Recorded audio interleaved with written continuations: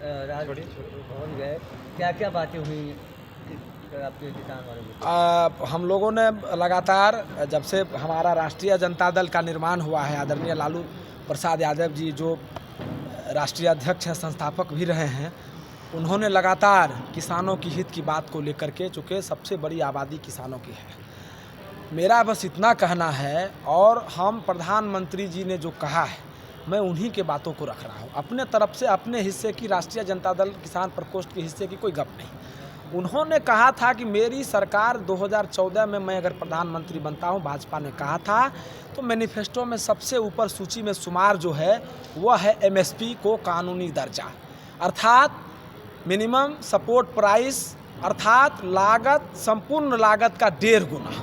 ये सरल भाषाओं में हम अगर कह लें, चूँकि लोगों को समझने में आसानी होगी, तो उसको हम कानूनी दर्जा दें। किसान अधिकार मांग रहा है, अधिकार है कानून, संविधान, देश संविधान से चलता है। हम लोग किसान, लोग कृषक भीख नहीं मांग रहे हैं। आप अभी टेबलेट का दाम, कई वस्तुओं की दाम पर एमआरपी है ना, एमआरपी है, नहीं तो उसमें 1 लाख एक टेबलेट का दाम कोई आकर के कल कह दे कि 1 लाख रुपया एक टेबलेट का, तो क्या स्थिति होगी देश का, है ना। तो उसी तरह से हम लोग चाहते हैं कि 22 तरह का जो फसल है उसमें आप एमएसपी को कानूनी दर्जा दीजिए। जब ये अभिनय में थे गुजरात के मुख्यमंत्री के रूप में, तो लगातार आंदोलनरत रहते थे और बयानवीर के रूप में रहते थे। यूपीए सरकार जब हमारे आदरणीय राष्ट्रीय अध्यक्ष लालू जी के सहयोग से, समर्थन से था कि इसको कानूनी दर्जा दिया जाए। जब ये बन गए, गंभीर बातों को मैं कह रहा हूँ, इनको ज़रा चलाइएगा। और अज्ञानी प्रधानमंत्री में पूरे जवाबदेही के साथ कह रहा हूँ, ये इन प्रधानमंत्री पर एफआईआर फर्जीवाड़ा का होना क्यों होना चाहिए, इस पर ज़रा सा सुन लीजिए।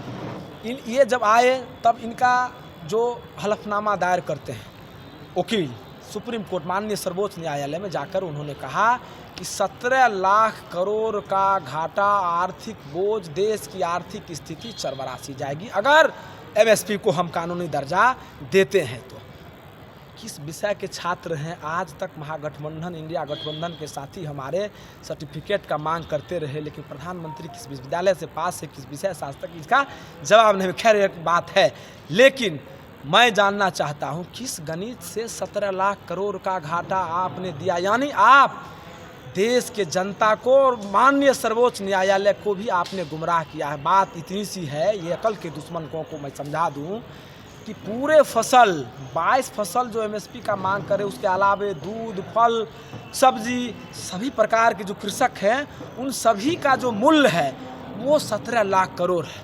तो आप फल, सब्जी, मैंने कोई नहीं खा रहा है हिंदुस्तान में, सब खरीद करके जैसे किसी आग के हवाले आप कर दे हुए, तभी ना 17 लाख करोड़ का घाटा लगेगा।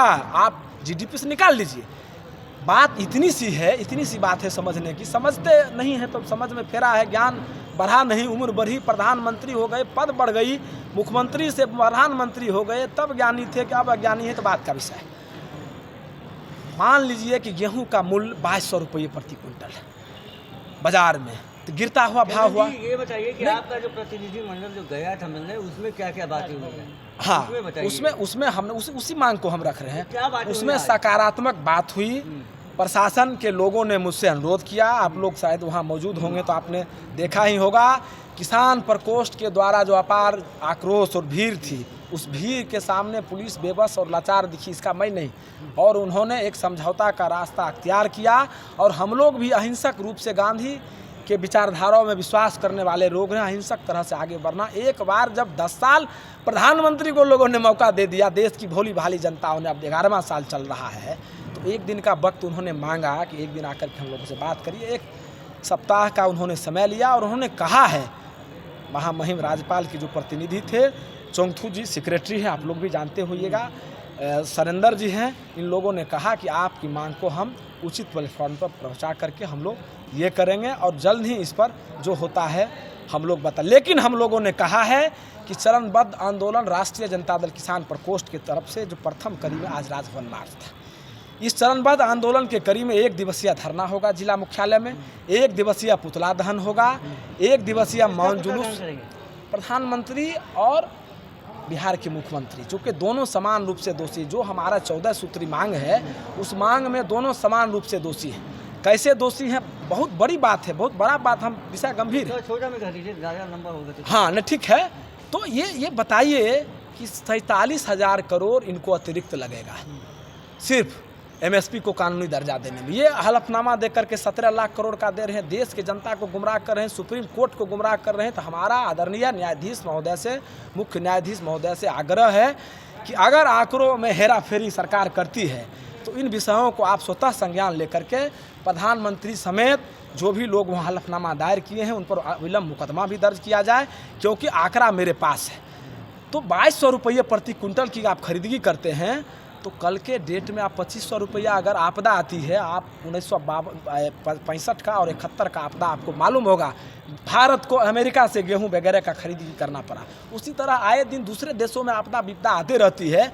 भारत अगर उसको निर्यात करती है गेहूं या मक्का जो भी, तो यहाँ आप किसानों से आप तो 2200 रुपये में खरीदे, वहाँ 300 रुपये कुंटल में निर्यात करेंगे उनको, तो आप उसको जो मुनाफा हुआ वो कृषकों में बांटेंगे। गंभीर विषय हम कह रहे हैं, नहीं बांटेंगे।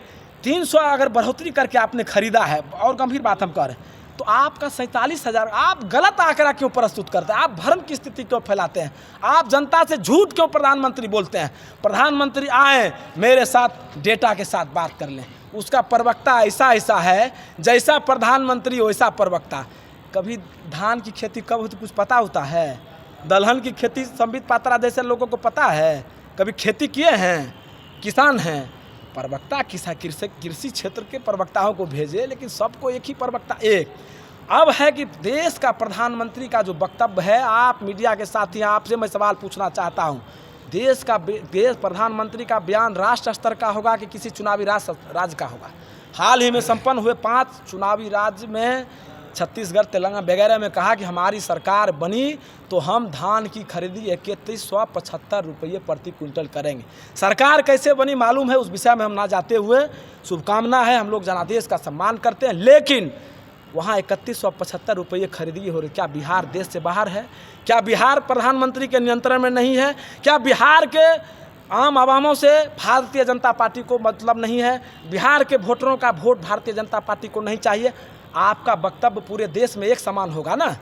आप अगर मौखिक एमएसपी भी लागू करते हैं तो बिहार में 2100 रुपये क्यों है? आपको मालूम है बंधु, बिहार में धान की खरीदी 2100 रुपये में भी नहीं हो पा रही है। कोई साथी बता दें कि पूरी खरीदगी हो गई।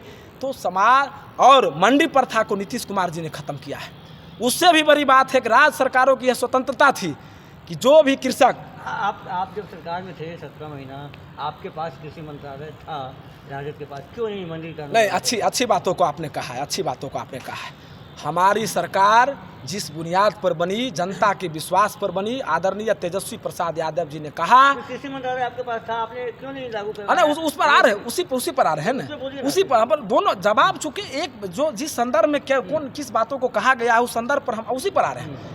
जब इन्होंने शिक्षा विभाग में लगातार नौकरियां बांटने का काम किया, आधा से अधिक का वक्त ये सफ़र तय कर गए 5 लाख के आसपास, और वहाँ कृषि में भी जो भी हमारा मैनिफेस्टो मेरे हाथ में है, इन सारी मांगों को तेजस्वी जी ने मेरे आग्रह पर विधानसभा में रखने का काम किया। आप रिकॉर्ड में सुनील सिंह जी भी ने उठाया मेरे का, आप सरकार में रहते हुए आप देख लीजिए। इसी सब बातों को लेकर के तो सरकार में अनबन हुई। जनता की लड़ाई को लेकर के हमारे नेता किसान के आवाज़ को उठाने का तेजस्वी जी लगातार, आप तो विधानसभा में देखिए, विजय चौधरी जी मुख्यमंत्री जी कहे थे न, विजय बाबू देख लेंगे, देखते ही रह गए, ये बयान है। तो सब कुछ तो प्रमाण है श्रीमान। आप जितना सवाल जहाँ से करिए, मैं उसका विनम्रता पूर्वक संस्कारित रूप से मैं जवाब दूंगा। बहुत बहुत धन्यवाद।